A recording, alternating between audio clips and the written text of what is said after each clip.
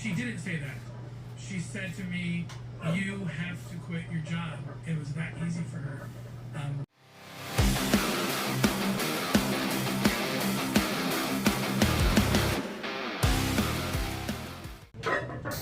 I want to make this video for all my homies and homettes that feel like they're going to the gym and busting their butts, but they just aren't making the progress they feel like they should be making. If that's you, maybe you can get something out of this video. If it's not, hey, maybe you can comment and add something to this video. Either way, there's things to be learned that we can either take from each other or give to each other. Let's get the elephant in the room out of the way first of all. I can hear it now. Yeah, but you're not natural. You just do a bunch of steroids and you get big and strong. Alright there, Chief. First of all, I was 100% natural until the age of 45. And at the age of 45, I was my total was over 1,400 pounds, and I had a pretty ripped physique, and I was in pretty good shape. If you want to see what that guy looks like, go back to the beginning of when I started making videos. I think the first 6 months or so, I was still a natural lifter. Now the videos are pretty much unwatchable. They're horrible. I didn't know anything about editing, and the only reason why I keep them up is just to kind of show the progress, you know, how I went from not knowing anything about video editing to where I am today. And that's more for just anybody who's starting a YouTube channel. I just keep them up there if anyone wants to go look. But it does show what a natural lifter looks like and the kind of before and after. You can look there and you can look at like the current ones and sort of make an inference. Why do I bring that up? Well, because a lot of people use the steroid thing as a cope. Don't do that. You are totally capable of achieving a pretty awesome physique and pretty damn good strength without the use of drugs. And you start getting to your mid-40s, 50s, older, and things start going downhill, or you feel like you've reached your natural potential and things aren't progressing, that's a conversation to have. I think steroids do have their place, but we're not talking about that. All this video is just some really, really basic rules that I stick to, some like no matter what type stuff. Things that have helped me over the years kind of break through plateau and achieve some pretty darn good numbers. I am the pinnacle of my weight and age group. I'm up in the top 5 ranked currently, and I'll be competing next month for hopefully the #1 spot. We'll see. Now, that doesn't mean I'm like the best all time. That means I'm the best currently. But it does put me up there on the list. I think somewhere in the top 10 all time for my age and weight. So yeah, I've done alright. I've done pretty okay anyways. First is a rule, more of a guideline really, and that's for anybody beginning lifting. Never, ever, ever go more than 3 days without training. I train with a ton of new people, including some people in my own family who are not making the progress they want, and it has nothing to do with the time and dedication they put in. When you're a new lifter, you have that newbie gains thing where you can take a simple linear progression program and make gains for like 6 straight months. And it doesn't even matter if you have a good program or not. You just go in there and move weights around and you're going to grow. But you have to be consistent. That's the one thing you have to do right, is be consistent. You got to go to the damn gym. Do not miss more than 2 days. And that's just a rule of thumb. You know, obviously life gets in the way and we can't always be perfect, but try to stick to that. For real. That's important. Let's talk about junk volume. What is junk volume? Well, let's say you're bench pressing and you want to see how many reps you can do. Maybe you're on one of these online little lifting communities where you got a group of friends and you're all trying to see who can bench the most for reps. We'll just, I don't know, pick a weight, 225 for reps. Everyone else can do 20, 25, and you can only do 12. So every week you try to do as many as you can, and when you get that weight going, you're slinging it down, you know, you're dropping it to your chest and throwing it up as fast as you can, and you're just, you know, doing reps for speed, sloppy, you know, no control. You're just slinging it up and down, up and down, up and down. And every week you seem to get the same number, 12 reps. Just can't seem to get that 13th rep. So what do? When you're doing your sets, you keep doing more and more sets, and the same weight even, you know, you just keep grinding them out. You're like, well, maybe I'll do like 2 or 3 sets of 12. You know, so you wait 6 or 7 minutes and you try to grind another set out. And you just keep doing it over and over again, and you just keep adding more sets, and then maybe you even add more days. But you never really like took the time to get the most efficiency out of the lift you're doing. First of all, Doing more volume of subpar exercises rarely adds to your top end strength. And what you really want to do, like look up above when I'm doing this lift here, I pull that weight up with authority and I have a nice slow decline. This is called tempo. Essentially, I'll do a count. When I pick the weight up, I fire it up and I lower it 1, 2, and then I fire it up and I lower it 1, 2. And all I'm doing is controlling the eccentric, and I'm using as much force to perform the actual movement. So I'm generating more and more force as I do each press, but I'm slowing that eccentric down, and I'm touching my chest. I'm not bouncing it off. If we're talking about bench or deadlifts, I'm setting the weight down. Or if I'm doing touch and go, I try to barely kiss the ground. I'm not slamming it off the ground to try to bounce it. I'm trying to control the weight. That's like the number one change that most people can do right off the bat is just control the weight. That in itself will improve your workouts. It will recruit more muscle motor units. It'll teach your body to be more efficient when you're doing the lifts. And subsequently, you get more growth out of it. That is like the number one thing, honestly, most people can do is just control their weights. Slow it down a little bit. Slow down the down, speed up the up, if that makes sense. When I start training with people and they get them to actually stick to my program, the first thing they notice is that they do way less volume. A lot of guys, they're doing like 5 to 10 sets of a certain exercise, and they're doing them suboptimally, and they're adding more and more and more, thinking that it's going to get them gains, and some of them even regress.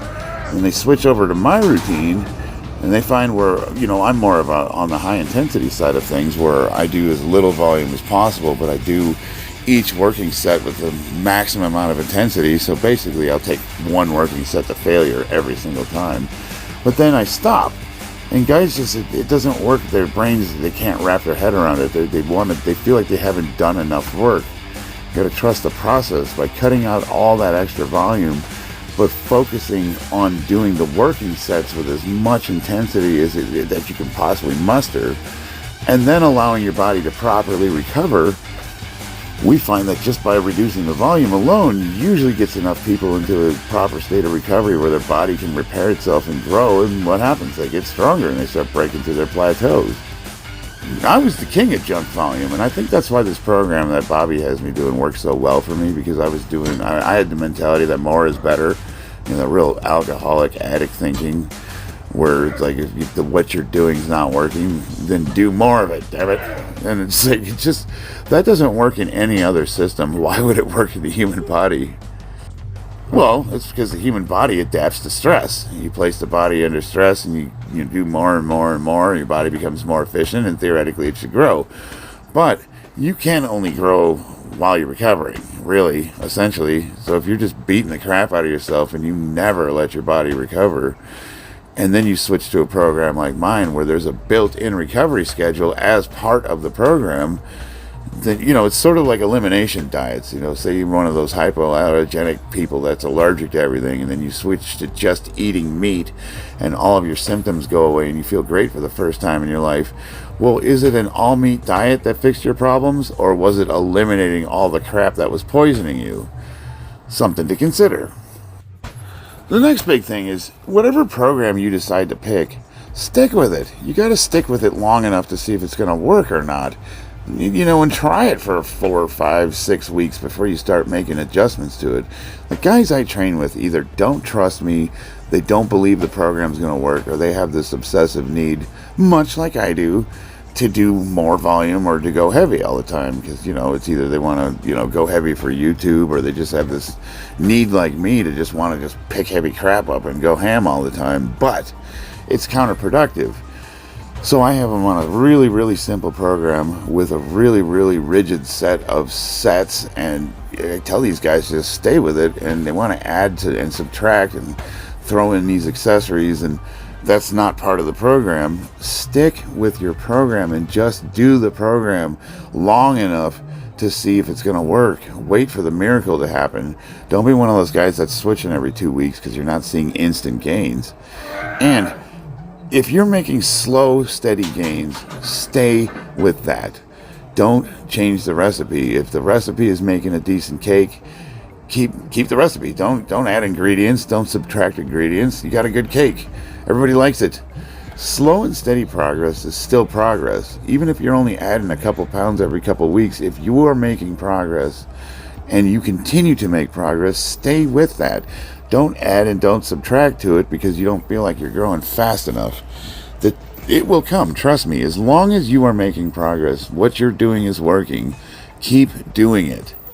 Another thing I've noticed with guys that have been training a long time and then they come to me for either programming or assistance, I'll give them numbers and I'll set them on a simple program, and they are used to doing things a certain way. And we'll say squats. You've got your squat technique. You have the way you place your feet on your back, and I'll notice they have a lot of form issues where there's a ton of inefficiency in their lifts, and it's really hard to get people to break their technique down and start almost from scratch, because any changes you make to your existing form will make your numbers go down. So it's hard to put that ego aside and start with lighter weights. But every single rep I do, I don't just film these videos for YouTube. There's a lot of stuff I don't even put on YouTube. I film my sets so I can see what the hell I look like with these belt squats I'm doing. What am I looking for? Well, I want to see that my hips are actually going below my knees and I'm getting proper depth. I want to see that I'm standing into the squat. I feel like I'm too bent over, so this isn't going to translate very well to the barbell squat. I want to see if my feet are coming up on my toes or my heels. I'm just looking for any inefficiencies in my lifts that I can improve on. And every single set I do, I'm thinking I need to improve, what I'm doing. So I'll use a barbell tracker a lot, and I'll try to see if my bar is going up in a straight and down line, see if I'm pancaking when I'm squatting, seeing if that bar is swinging towards my knees when I'm picking it up off the floor. And I'm just trying to eliminate inefficiencies. Every single set I do, I'm trying to improve. And you should too. You should do every single rep with the intention of doing it a little bit better than the one before it. You should always be improving. Now, when we get into ego lifting, you just put heavy weight on and try to sling it around just to see if you can do it. That's a little bit different. I find that as like a guilty pleasure. I like the ego lift. Sometimes I just like to load up weight and just do this sloppy, ugly lift just to see if I can get it off the floor. I'm not really talking about that. And I really don't consider that part of training.